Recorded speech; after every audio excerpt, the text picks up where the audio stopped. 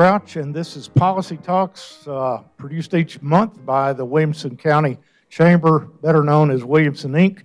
We have a bright-eyed and bushy-tailed crowd here at Columbia State this morning, and looking forward to them having lots of questions for our guests this morning, and look forward to hearing from them. We've want to welcome our viewers on WCTV Cable Channel 3 and our listeners over on WAKM AM 950. Glad to have all of you with us this morning.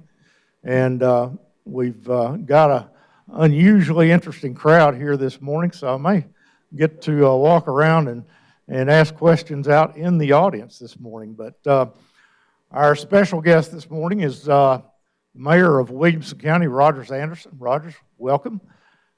Thank you. We appreciate your taking time for another appearance and subjecting yourself to questions, maybe from me and a few others this morning. But you delighted about 400 people at the chamber meeting Tuesday with the State of the County address. And I think that address gets easier and easier for you each year because Williamson County's had some pretty good years since you've been mayor. But how long have you now been in office, and what do you think are the major accomplishments since you've been mayor? Well, first of all, thank you for allowing me to be on here. Thanks to Williamson Inc. and Columbia State. I drove up to Columbia State today, and I don't always come over here, this particular building, and it's just so gratifying to see the hard work that Columbia State, the state of Tennessee, and it's always great to see my late friend Charles Sargent's name posted here and all the hard work that he did. What could I talk about in the years that I have been county mayor that I'm most pleased with? Well, I think the answer to that actually goes back many years before that I was mayor. There was a period of time, many of you may remember that our school system wasn't the award-winning school system that it is today. When we talked about public schools back when my children were younger, oftentimes it just didn't have we got to get the kids ready, et cetera, and prepare them for the future. You had the preparation conversation, but the output, the measurements we use today just were not there. And so there were several men and women on the county commission at that time that emphasized, let's fund our side from the county commission. Let's get that conversation going that emphasizes that we would have excellent public schools throughout all of Williamson County. And it took several years. It took a lot of strategies, a lot of men and women behind the scenes, figuring out where to put schools. As we've got several county commissioners here in the office, in the room this morning. And like anything you do, Dave, you need 13 votes. And so there's 24 county commissioners. And so the first set of 4 brand new schools that had been built in the late 80s and the early 90s, since Page High School, I think, if my memory serves me correctly, we had to get those 4 schools in an area that we could get 13 votes, and that's what we did. We put 4 brand new schools, and for those that understand numbers, particularly in the construction business and our school boards and the county commission, we built 4 schools, including the land, for less than $30 million. And we can't build 1 elementary school for that now. So that tells you 2 things. I've been around a long time, and the other that regardless of what folks are saying out of Washington, we do have a little inflation that's going on and price increases that are occurred over the year. Absolutely. So about 20 years, though, you've been in office, haven't you? I have. Okay. And good years for the most part, getting better all the time. The property owners of Williamson County appreciate everything you've done because our real estate prices. Well, they don't when they pay taxes. Well, because of those values that we've got today, but I know what you're saying. Yes.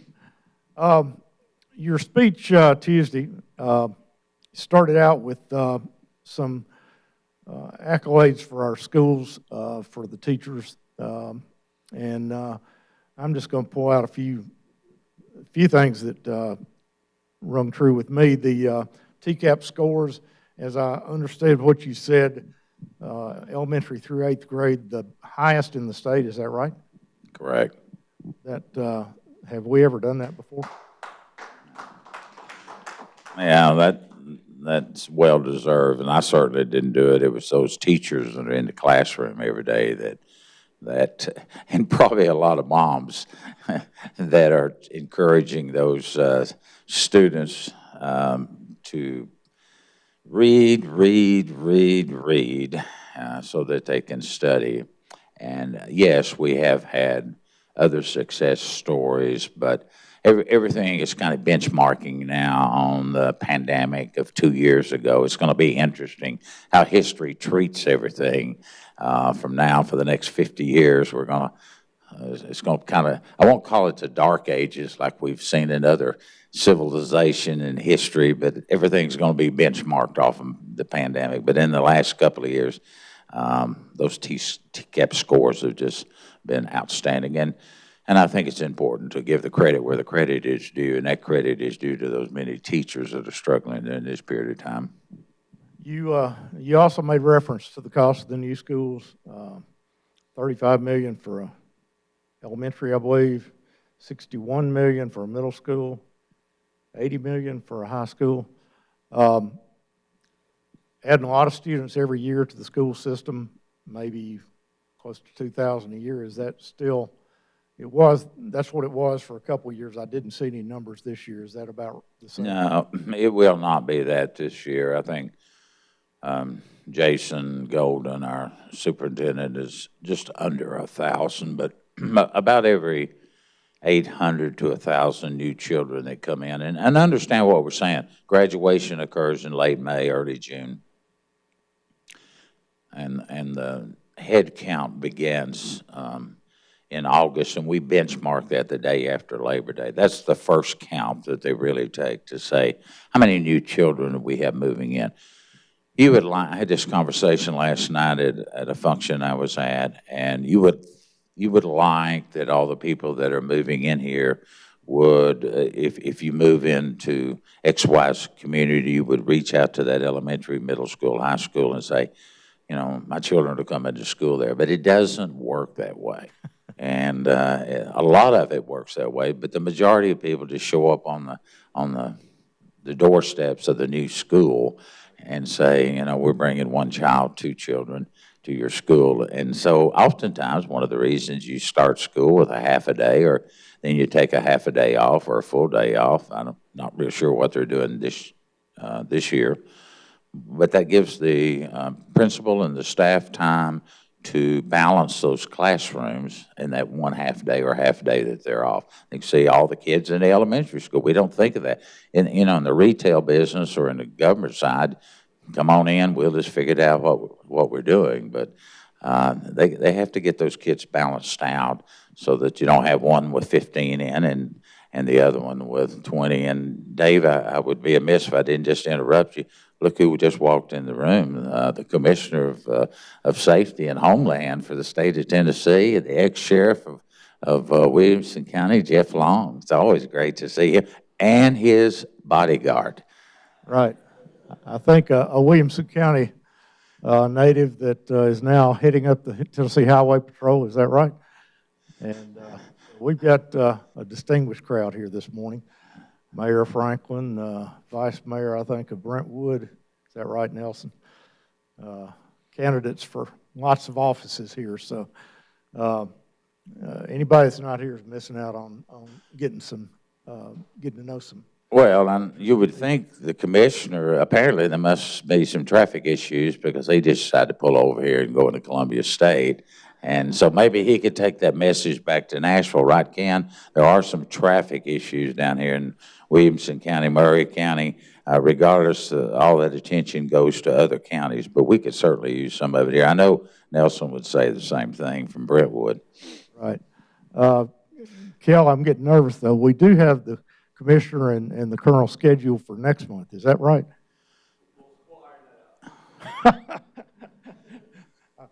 I'm getting nervous because somebody else thought they were scheduled for next month too. So we'll sort that out later. Well, I can move my mic right to the commissioner's hand in 2 seconds if he'd like to come up here and take over. We'll give him a chance to say a few things here in just a minute. Back to your speech again, you highlighted the main talking points of your budget this year. I think it was $723 million county budget this year. Do you remember 20 years ago when you became mayor what that number was? I can't remember 20 years ago, but I can remember what it was in 1987, if that helps you. Well, that'll give you some perspective. So 1987, 30 some odd years ago, whatever the math is for that, our total budget for the entire Williamson County budget was $40 million. That included everything. And now it's 723. 723. That's crazy. Crazy. 70% of it going to the schools. So I think it's important, if I could, to break it out a little bit, how the breakout occurs. In state government, the county commissioners, Brian and Tom, and some of them that are here in the room, they're responsible for paying the debt on a school building. So let me put that in just everyday terms. When you borrow money to build a house, you and your soulmate have to pay the note on that house out of your income or both incomes. State law requires the county commission to pay the note, the bonded note, the mortgage, if you want to call it, on that school building. Now, everything else is what we call operational. That's the teacher's salary, which is 85% of the entire budget for schools is built up into salaries. The health insurance, all the things that go with that, that's part of the school's function. So when they receive their budget, it's approved by the county commissioners in many, many different line items, and they have to stay within those line items. And if they don't, they want to move one from here to the other, they have to come back before the county commission and get approval. That's concurrent throughout the state of Tennessee at the local level. So when you say their budget is 70%, I think is the number that you asked me, about 66% operations of the budget goes towards running our public school systems and the things that they require. The debt, the note, the mortgage on the other side is paid out of the executive side, which the county commissioners approve up or down, and they have to pay the notes. And so you take that amount of money, convert it over to a percentage, and add it on. And yes, it's well in excess of 70%, about 73% of the total budget goes towards public education. It's money well spent. I know the chamber, we recognize that the schools are one of the huge drawing cards of this county. And the companies that relocate here, that's one of the top items on their list. Of course, quality of life, which you mentioned later in your speech, is what they're all looking for. But schools are a huge part of the quality of life in a community, and that obviously is money well spent for those things. And tell us where the other 26-7% of the budget goes. It goes for everything else. We made reference to Jeff Long. Of course, it's Dusty Rhodes now, the sheriff, and the second largest portion of the budget goes to law enforcement. Law enforcement is both the men and women that are out in the vehicles and on the beat, and the jail, and the administration of that. Second largest percentage of it, and second, all rolled into this thing we call public safety. Um, the next is in the area of parks and recreation. It gets in there at about $12 million. So everything left out of the budget, trying to keep that tax rate neutral, which they did this year. There was no tax increase. That funding has to come out of that for the many variety, your court systems, your just to go get your car tags, just all the other things that go into county government. Those other items have to come out. So you have a total budget of $750 million. I made a comment in a speech not too long ago. I don't, if I'm fortunate enough to come back into office on the election, I think within 4 to 6 years, we'll see this county have $1 billion operating budget all across the area. It's almost impossible not to have that with the growth we're having. A lot of money. You've got to oversee where every nickel of that goes, I guess, as the chief financial officer of the county. So we appreciate your stewardship there. You made reference to the difficulty that not only all of the businesses in the county, but that the county government itself has in attracting new employees, retaining the current employees. You gave them a raise mid-year last year. I think 4% across the board, 6% for the Sheriff's Department E911. And again, in this year's budget, another raise. So is that working? Yes and no. It's a moving target. I don't think any business in Williamson County, I'll not take it any further than that, it's not experiencing the same things that government's experiencing. Hiring good people, keeping good people, training good people, attracting good people that at the entry-level position, and then being able to retain those people throughout their career with additional training and figuring out ways they can move up the food chain. When you and I were a boy, our parents, for the most part, stayed at 1 or 2 jobs the entire working life of their career. It's just kind of the way it was. Today, it's not uncommon to see 5 and 6 job career changes. And in the school, some of the people here probably from Columbia State could tell you more accurately than me. You'll see as many as 8 to 10 on this generation that's going through today. And it is almost like corporate America is saying, well, if you haven't worked over here and got some experience, you can't move up much faster. You need to go get some experience over here and bring that knowledge back to us. And that's kind of, I get that, but at the same time, government, cities, it's a great place to work. It's hard work, but you got to have a public servant's heart to get into that. It's, as many of the elected officials here in this room would tell you, it's very, very rewarding from inside, but the pocketbook isn't always filled like you'd want it to be.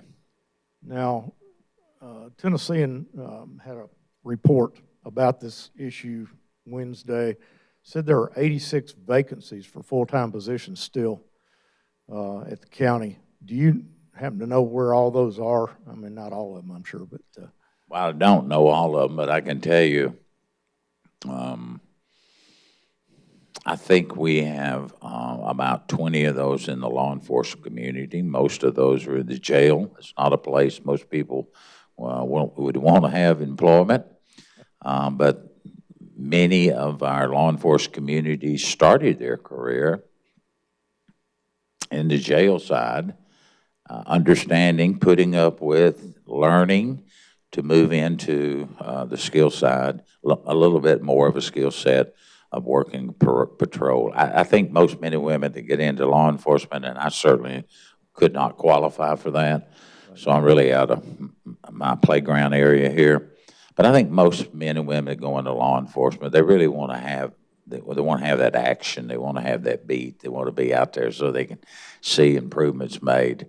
And you know, later in life, you may decide to want to be the commissioner, and you know, Exactly. You know, he's probably scratching his head just like I do some days. Sure was a lot simpler out there on the street.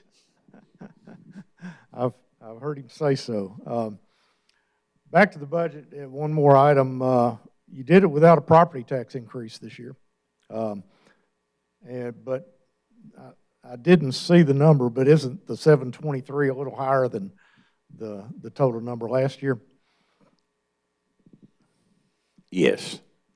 But that's just because of, Oh, okay. I see where you're going. So, yes, it is higher. The 723 million, $723 million operating budget is higher, and it, for the most part, always is. Why? Because it's growth. More teachers, more facilities we've opened up in mid-year. You have to, like our animal center opened up in the spring of this year, and so instead of having to fund the operation side of that for February, March to the end of June, which is when our year ends, you have to fund it for the full year. So there's always growth with the internal side of it. right. And just so everyone will know, about 75% of that comes from local property taxes and I guess local sales tax. Is that right? So when you say it comes from, we receive in our total budget, we will receive about 2%, 1.5% to 2% from the federal government.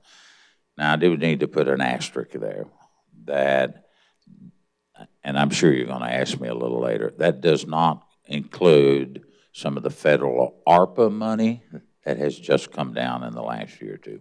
Right. But traditionally, federal funding is in the tune of about 2%. Most of that federal funding goes to our school systems for helping them to grow.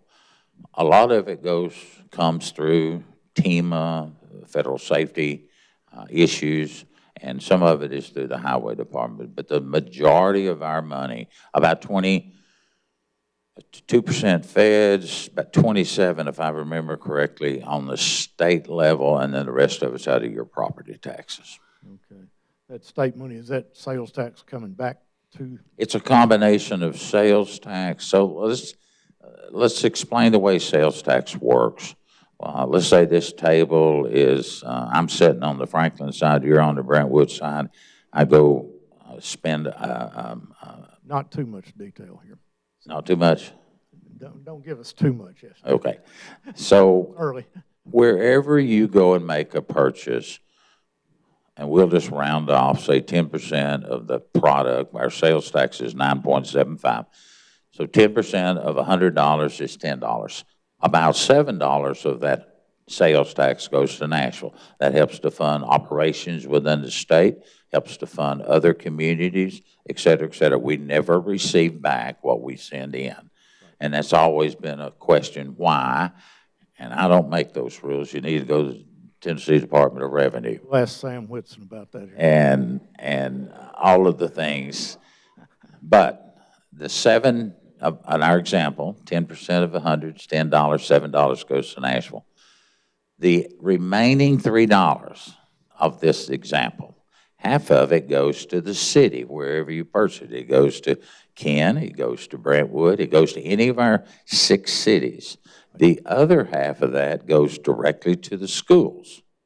Now you notice schools and counties are separated. The county commission doesn't see that sales tax dollars. So that's why we always go to great lengths to explain how this money is broken out. It's just the state law, that's the way it works. Now if someone goes down to the Grassland community, which is unincorporated, no city is in there, then I get a little portion of that sales tax down at one of the local merchants down there. But otherwise, it stays within the cities, and that's how the cities operate and keep their taxes low from the sales tax and the grants and et cetera. Sounds like all our elected officials need to take a mandatory accounting course when they get elected. Follow the money for all this. We'll move on from that. In the expenditures, nothing unusual I saw in your graphs on the expenditures, except that the highways fund is only about 2% of the budget. here in the county, $14 million this year. Uh, Lots of us fuss about the traffic and wonder, is that enough, or should it be increased? What would you do if you had more money in that area? So again, I think some definition is helpful here. I know you happen to live on Lewisburg Pike, and I happen to know that that's a state road. Mm-hmm. So you would never see a county highway truck out there repairing that road. So the state law is the feds, the state, take care of state and federal roads. The cities take care of the roads inside their municipal boundaries. And the county, we have 750 road miles of roads we have to take outside or only in the unincorporated area. So you should not be seeing a county truck doing any paving or striping or repairing inside those city limits. And so oftentimes the challenge is when we talk about new roads, we really want the state to build those roads, like the new McHatcher extension. It only took 32 years to get there. And, I'm sure we're going to see more roads, but in all fairness to the state, they spend a lot of money on the roads. And like 65, Concord Road, all kinds of improvements made up in Brentwood. Same thing here in Franklin. Franklin Road, so many of the projects that are going through our cities are state roads. And so that money comes from Sam and our delegate up on the Hill that we get. We never get enough. We absolutely never get enough. It's just Sam off easy, because we were going to buttonhole him about where the money goes. You just told us. It's he is only one of so many state reps, and Jack's only one of so many senators, and when they go to vote, everybody in these 95 counties and 250 plus cities wants more money. And there's just never enough. It's kind of like our personal budgets when we're 30 years old and the kids are all wanting new shoes and we're just moving money around underneath the P to get it done. And it doesn't change in government. You just have to have a strong will and try to figure out how to get yourself in the right position to get things done. And for the most part, I think our delegate, particularly Sam and Jack, have done an excellent job up there. The biggest capital improvement that is on the horizon, you were telling us about it, the Triple J project, new jail, new juvenile courts and offices, and new justice system offices over off Columbia Avenue there where the jail is now. Tell us a little bit about that, what it includes, and what the process is there. Well, the process has been going on for the last 3 years, getting those people involved, like the sheriff and his folks, Judge Sharon Guffey and her folks, the juvenile courts and our judges and all, trying to get everyone together. We hired a consulting firm to kind of keep us together. This has taken us 2 or 3 years. We've hired an independent firm running it through our public building authority, which is simply an avenue that we can be competitive with the commercial market that we're bidding on projects. Has a price tag of somewhere, a total price tag of $250 to $300 million at today's dollars. Who knows what it's going to be in the next 5 to 6, 7 years. Why do we need to do it? Nobody wants a jail in their community. I get that. So we're leaving the jail. We're leaving that function that we'll be doing out at the Century and the Beasley Court area because it's already established out there. We'll build around. We bought another warehouse. We'll knock one building down and do another one. But the reason we're doing it is our jail is 30 plus years old. It's getting harder and harder to find parts. It's harder and harder to keep the efficiency of that. And there's constant blasting out there that is always shake, rattling, roll the jail. So we'll have to build it with a little bit more reinforcement. As our community grows, not everyone is law-abiding citizens. Surprise, surprise. Surprise, surprise. Um, and so as our community grows, there's men and women that can figure this out and tell you what kind of size, how many beds you need for a jail, what kind of courtroom size. Our juvenile court is really not very favorable.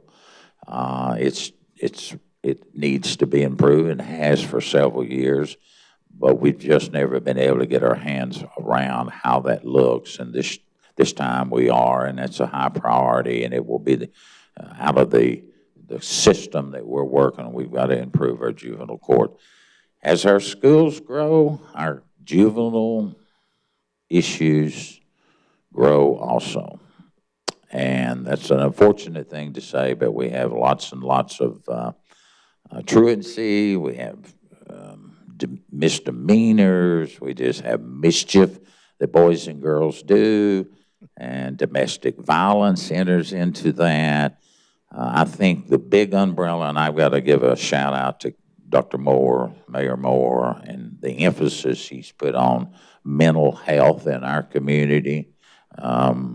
Over the last several years, we're just seeing an enormous amount of the jail population. I'm sure Jeff could say the same thing at the Nashville level, that, you know, so many of the people that come in that are arrested, they've got mental issues. They've got issues that need to be addressed, and so we ship them over to Williamson Medical Center, and they're not equipped to handle that either, and so we're trying to address it. It's just everything we do in our community we have to have coordination. We have to have the ability to talk to mayors from Brentwood and Franklin and all the other 4 cities, Fairview, and all those have to be on the same page, because if we don't, we start working in silos. And then we start saying, well, that's your responsibility. When Franklin builds a community, or Brentwood does, I mean, it's all of us engaged, because I've got to build schools. Right. And even though that city now may not contribute, I take that back, Brentwood does. They give some money for each school. But the other communities, you just drive outside of Columbia State, right on the hillside, you can see the growth that's occurring in this community out here. That requires more schools, it requires more jails, et cetera, just on down the road. Back to the project over on Beasley and Century Courts. What comes first? Juvenile. Juvenile's going to be first, and that goes where you're tearing down the warehouse, is that right? So it will be a moving target. The first thing we absolutely do, 35 or 40 years ago, up on a hill, we built a material handling that separates your and bags up your recyclables. In the 80s, when that was put in over the oversight of Bob Ring, and probably Jeff Bethurham was mayor at that time, we built a material handling, and that's outsourced. We own the land, we own the building, we contract that bundling process. You've seen it, where bundles of paper are put together, or recyclable items. Aluminum cans. We're moving that. We opened bids last week, and I'm scratching my head because it came in well over what we had anticipated by some very professional people. We'd put in, I think it was 4.5, and it came in at 7.1, just to do that building. And so we're having to see what can we do over here, because these county commissioners have already set the tax rate. And we can't go back and say, help us out again. So we've got to figure this out. But that first building that will be torn down, that will be moved to the landfill, and that'll free up some land, and then we can start going with the sheriff's department. The sheriff moves here, we move there, and the next thing you know, we're going to have a whole new complex down there. Sounds like a 10-year project. It's a good 6 to 7 years, depending on the money and the cost of the goods. You mentioned the ARPA, the American Recovery Plan Act, that Congress passed in 2021, and the county is going to receive a lump sum of money from the federal government for some specific things. Tell us about that and how it gets allocated. So the American Rescue Funds over there, if you were a city over 50,000, I may needs a nod here. If you're over 50,000, you may have gotten a set of money specifically for your city. Otherwise, that money throughout the United States came to the counties through the state of Tennessee. And there are some very, very strict and tight things you can do and things you cannot do with that money. We received at the county $23 million. With that money was to be dealing with things that we dealt with during the pandemic so that it could never or would never happen again that was based around that. It was everything from the highway, stormwater, very little schools. This was interesting. Had very few dollars for schools. That was not addressed in this funding piece, but it was for broadband. It was for infrastructure cost, et cetera, et cetera, et cetera. That money is already in our account. And then we started the process of, we hired an individual that was retired, CPA, was a county commissioner, said, your sole job is to be sure I don't go to jail. And you dot every I, you cross every T. But you're going to have such a nice jail here soon. I hadn't got it built yet. You could And have all that money. have a mayor's suite built into it. Let's don't go there. And so he has our budget director. All of us have been meeting on a regular basis with just in the area of cable and broadband, because we've got so many areas out in the unincorporated area, they barely get one bar on their phone. And so we've broken that down, and we've met with them, and we've submitted who we're planning on doing that to the county commission. And it'll involve a little bit of everything to try to make it a better community that makes sense, so that an event ever happens like it happened again, that we would be better situated. I'm thankful. I don't really have any problems with trying to spend $23 million, but you got to spend it in the right way. If you don't, you got some real problems. Do we know which areas of the county will receive broadband as a result of this? We do. So again, you got to go through the state of Tennessee and through the Tennessee economic ECD, Economic Community Development, and so they have a matching set of money.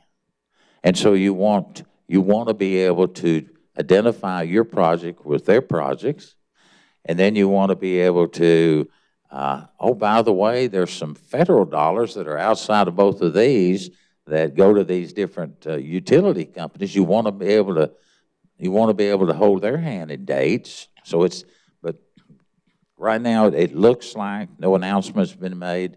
We'll see some major improvements. Middle Tennessee Electric, no Chuck's here, and United, which they've formed a company together to get that broadband out into the rural parts of our community that really desperately need it. If I could just break here for a moment, you go out around Pinewood Road at 840, not too far from our landfill. You have one bar service on your phone, and you have very little internet service. Right. So when the kids can't go to school, and when you and I, as businessmen and women, and I think Matt, the last time I heard him say, was about 25–30% of our workforce now is entrepreneurs. That means they're working from home. Right. That's really what that means. And if we can't get that cable and broadband out there, then my phone starts ringing. I mean, they bought this nice house. It's a great community, but there's no fiber. Well, I'm not in the fiber business. So you have to work with these companies to try to get it. We've just finished, through a third-party vendor, building a new tower on the landfill site that will improve from 1 bar to 4 bars. And they'll be able to direct beam out into the community as soon as that fiber gets set. We need to do about 6 of those. We need the Brentwoods. We need the Franklins to help us with their zoning and their compliance, that we can get a tower up. We don't have to go 300 feet in the air like the old towers. But there's nothing more discouraging, and it's not a popular stance, and I have to sit up here and say that we need something in and around that Concord Road area, that you don't lose your service when you're driving down I-65 or on Columbia Pike when you go over a particular hill and you just lose everything. Forget us. How about the public safety side? How about the law enforcement side? How about that ambulances on the way out to go to your house and we just lose service? Because it has to be addressed. And so one of those ways is through cell tower. As our community grows, there's only a certain amount of bandwidth that can be sent up onto a tower. If you don't believe it, go out to the fair next weekend when there's thousands of people and everybody's on that phone just figuring out where the super ride is or whatever. And then we've got law enforcement out there trying to they bring additional equipment for us just to help because it gets jammed. But we get jammed in our community too. So we're moving that way. That money, about $7 million will go for that. We're sending $6 million over to Williamson Medical Center in their ER division. Healthcare is part of that, under that ARPA funding, to help them expand their operation over there, and on and on and on. Ambulances, we're buying 3 ambulances with it because that's a community service. Our ambulance service is from Brentwood to Bethesda. And so that's, I mean, it's a lot of thought goes into this. You mentioned $1.4 million going for 3 ambulances. They're a little more expensive than I thought they would be. They're more than your truck or mine, that's for sure. Those pieces of equipment, we have, I think, I don't see anybody here from the health community, health side, but I think we have 16 vehicles that are constantly running in our community. Thank goodness to Brentwood and Franklin and some of our other communities. We're now allowed to put our ambulances at the fire station. For a long time, we couldn't do that.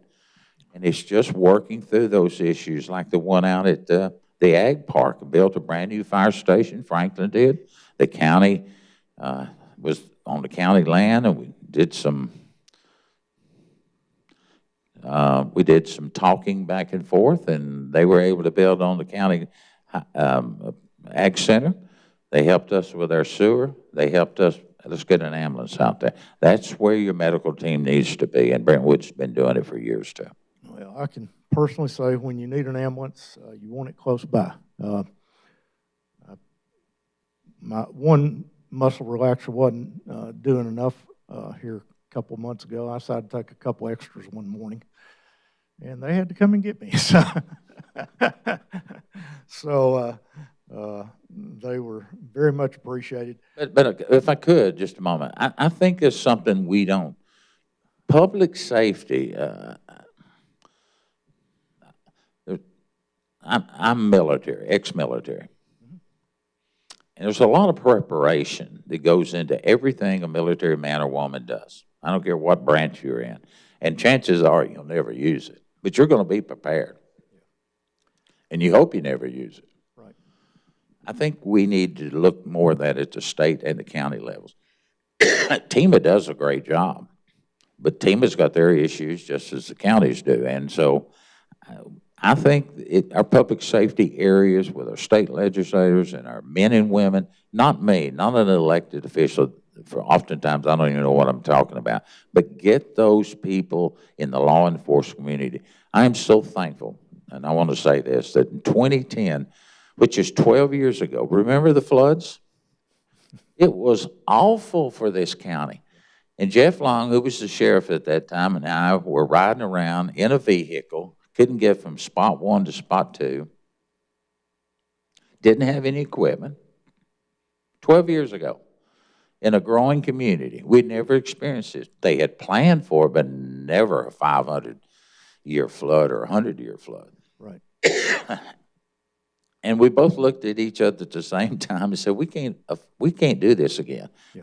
We had a building in the bottom of the place where I work that was the 911 center. We were putting sandbags on the outside of the door to keep the water from coming in, so that it wouldn't short out the circuits, so we knew what was going on through our community. Out of that flood, unfortunately, we were able to come on with some capital cost to build a new public safety center. That I do not know what we would have done without it. You think of things like that, you reflect back on what's happened over the many years. Our SROs, our student resource officers, Right. Men and women, we were one of the first to step up and say, let's protect our children. Let's put those men and women in there, and if the bad guy comes in, take him out. Yeah. Take him out.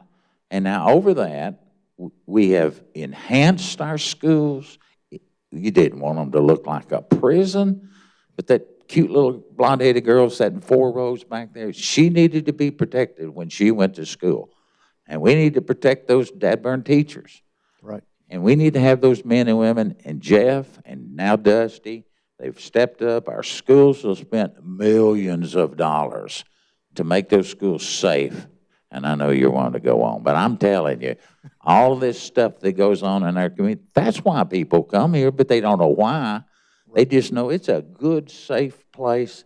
And if something goes down, I would bet my last dollar that these SROs and our Franklin and our different police departments, state troopers and Dusty's men, they're going through the door, folks. If you get in there, they're coming after you. And they're not going, I just know how Dusty feels. The And Mark Elrod, one he's other crazy. item, and then I want to circulate out in the audience just a little bit here. But one other thing you mentioned is that the volunteer firefighters are going to get a stipend here in the future, just to help make it worth their while to be on standby and on alert all the time. How much is that, and when will they start receiving it? Does it go to everyone? Yes. And yes, starts on July 1. It's on training. So volunteer firefighters, 63% of the firefighting that goes on throughout the United States is done through volunteers. A lot of people move here and do not realize that. If you're outside the major metropolitan area or cities, your service is provided by men and women to give up their time and expertise. We have a training academy. We have a training school. We try to educate, and promote more men and women in the community. There was a sense of that more so 20 and 30 years ago, but today we don't see volunteerism like that anymore.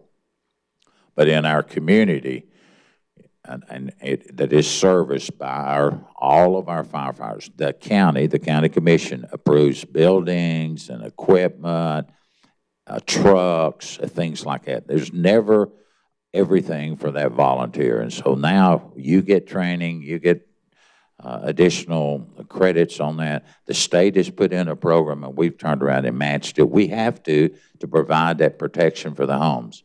Many people say, well, why don't you just get into the volunteer? Why don't you get into the paid fire department? Why don't you talk to Nelson and Ken after this show and see how much that costs to get into it? Not that a life is not worth it, but it is. If you think school costs have a high dollar, you start providing 365, and we will have to get into that at some point.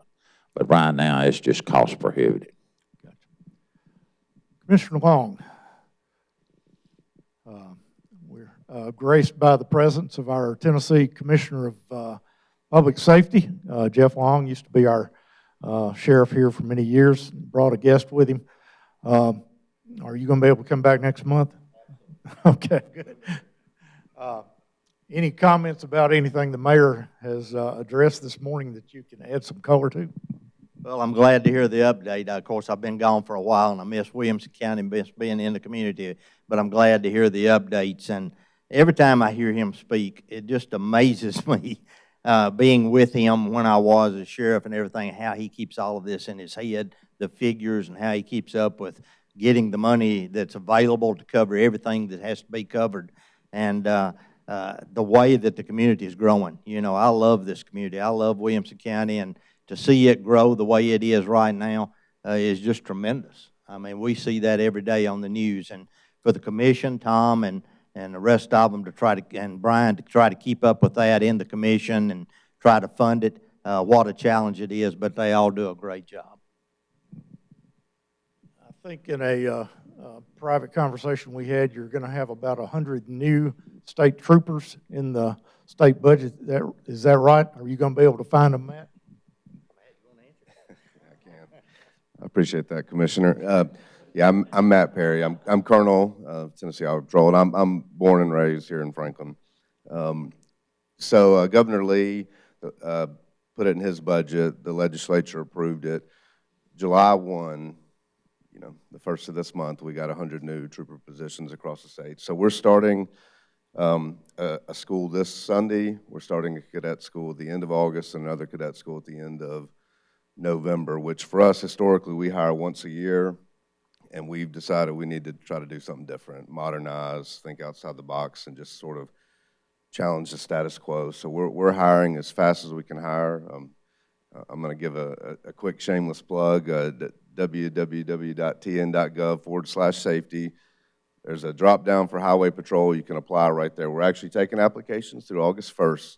But we're going to get them hired. We're doing what it takes. There's still a lot of good men and women that want to be troopers. Slow down those Florida cars passing through up and down I-65, will you? Every time I go to the farm, I get nearly run over. So, Matt Largen, put you on the spot. Okay. President and CEO of our Williamson Inc. Chamber.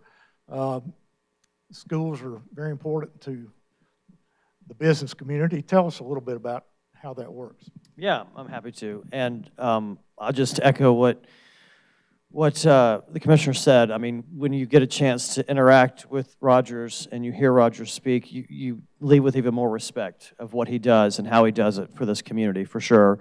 But yeah, schools are the #1 economic engine for this county and have been for decades now. And it really was a foresight in the 80s to focus on that. And this profession of economic development has changed. It used to be focused on commercial real estate. Now it's focused on getting the talent. Well, the talent is driven here by the schools. Companies are driven here to access that talent. It really is a formula that simple. And it really is the leadership in the 80s that really set us up where we are today from an economic development standpoint. Great. Well, I just wanted you to put an exclamation point on that because the chamber is constantly pushing for more quality of life in the county, and the schools are, of course, a huge piece of that. Chuck Barber, stand up, bud. Chuck is the face of Middle Tennessee Electric here in Williamson County, and I learned a little bit here not long ago about your partnership or your purchase, the Middle Tennessee Electric's purchase of United Communications, which is I guess the contractor that's been selected to do all the broadband work here in this area of the state. Tell us a little bit about your work with them and how it's coming. Well, presently we're working on some grants that Rogers is aware of, and I'll say what Matt said. We're very fortunate to work in the county and have the leadership we have there. I don't want his head to get any bigger than it is, but it has been a real good relationship as far as that goes. We're actually, United's working in several of our service territories throughout the Middle Tennessee area that we serve, and we're real excited about the possibility. There's a lot of areas, Roger said, even in Williamson County, that's not served, and we're hoping to get there. Obviously, it takes money, and through the grant process, we're looking forward to moving forward with that. Also, another piece of that, too, is it helps us serve you better. So when you look at outage management, you know, issues like this, and we're at the office and we need to find out, okay, who's on, who's off, how do we isolate problems with substations and so on and so forth. Broadband helps us there, too. So when you're talking about a city like Fairview or somewhere far out in the county, this will impact not only our members who will get broadband, but also our customers to give them a more quality service. So we're real excited about that opportunity. And as Dave said, we're working with United Communications. We're partnering with them and looking forward to making it happen, bottom line. Look forward to seeing those trucks up and down the roads here in Williamson County. Patty Carroll, I'm going to pick on you. There's a number of other people I could pick on, but we're running out of time. But Patty, stand up. You former mayor of Fairview, so you've got some familiarity with broadband problems, but you're currently now the, I don't know your title, but you're representing Congressman Mark Green here in our area. But tell us about broadband in Fairview and what y'all need. Well, we're definitely one of the communities that will benefit for any broadband that's brought out of their Middle Tennessee Electric's program. I mean, and Franklin has a section of 96 also, but 96, there's a road that runs parallel to 96 that has no broadband, so it costs more money if you have to get satellite. So it's definitely an issue.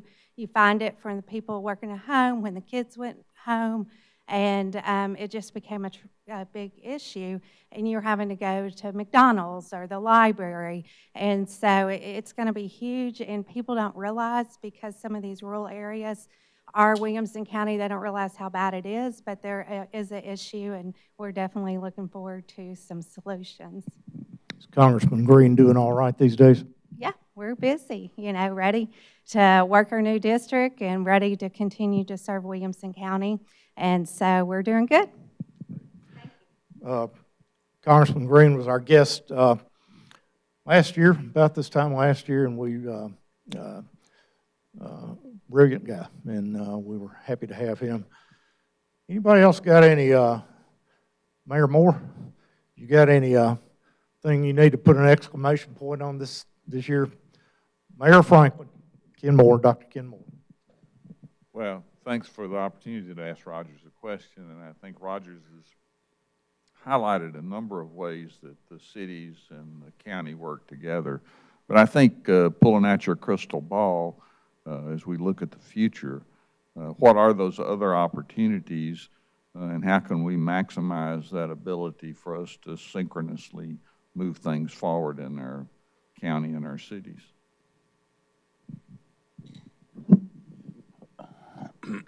Well, I think we have to demonstrate that we can work together. We all have our issues. We have our different agendas, counties and cities. But what really stands out to businesses that come to our community, the cities and counties can figure out a way to work together and get that dead burn job done, whatever it is. We are, I know we're short on time, Dave, but we are really need to come together as a community on transportation. We have got to figure this thing out, whether it's feds, whether it's local, whether it's county. We've got to be able to work with TDOT and our federal partnerships that are in Nashville. Sam and them do a great job, but we're just one part of it. How do we figure out a formula? How do we put money in the pot that we can move up on the chart? I don't want to hurt any of the rural communities, but we've got some real transportation problems here in our county. Right. You would agree with that? Well, I agree, and I think that that's, broadband's a huge challenge for us, for everybody, but I think also just transportation in general, because we see the cost of doing roads escalating. The Improve Act, the inflation has outpaced what that could do. So I think for us to get money in the game, we have to start looking at what dedicated funding might look like for our area. And I think the General Assembly needs to be looking at, do we need to continue to be a pay-as-you-go state? I mean, we're a AAA rated credit, and there's never going to be enough money to do all the projects that we've got to do to keep this state powerful economic power in the country unless we find some additional funding. Ooh, that's a big statement right there, suggesting that the state might want to issue bonds for transportation purposes. And being in the investment business a little bit, I've never noticed a big difference between AAA rated bonds and AA rated bonds and single A rated bonds. They all pay very close to the same interest rate. Would you consider dropping down a notch on the rating agency, Mr. Mayor? No. I knew the answer to that question before I asked it. I think that's what you're supposed to do, is ask questions you know the answer to. We're out of time. Goodness gracious. Very quickly, I'll thank so many people. I was going to let you do a county fair advertisement, but I'll let us run over. I don't usually do that, but so thankful to Columbia State for letting us use this beautiful facility. Dr. Lampley, Mary Beth is actually the one that runs things around here, but we appreciate your help. Creed Henderson with the WCTV staff, Tom Lawrence with WKM, little financial assistance from Vanderbilt University with the help of Lynn Maddox back there, AT&T and Dennis Wagner help us as well. Coffee provided by the local McDonald's franchisee, the Good Food Group, and Terry brings it every morning. Chamber staff, Matt, Kell, Nancy, Abby, golly, sorry. And look forward to having Commissioner Long and Colonel Matt Perry back with us next month, same time, last Friday of the month. So look forward to having y'all back. Thank you very much for being here.